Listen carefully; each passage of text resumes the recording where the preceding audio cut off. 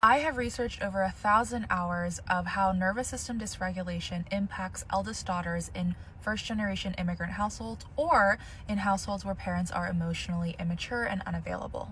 Here is what I learned. Just because you grew up in a household where your parents were very loving does not mean that you didn't experience any trauma. Trauma can be defined as any instance where you had to disconnect from your body and from your authentic self in order to source connection and safety. The very common punishment and reward model is extremely traumatic for children, especially from the ages of 0 to 10. If your parent withdrew attention, love, connection from you when you did something bad, that is a form of punishment.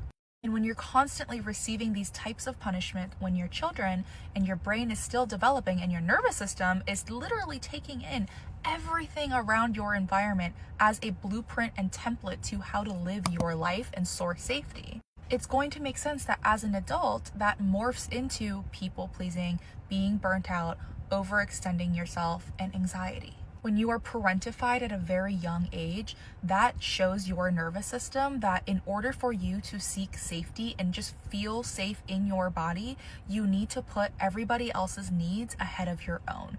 And so as an adult, even when you don't want to do that, it's very, very difficult and it feels impossible. It feels impossible for your body because your nervous system has now been conditioned to operate in that way. And for your body, that is what is most familiar. And so why wouldn't you go down that route of operating in that way? Because that's how you've been living and surviving and somewhat thriving for nearly your whole life. This is a very common pattern that I see in women that I work with who are typically first-generation immigrant households or children of emotionally immature parents, where they essentially had to grow up and be the mature one for their age as a young child.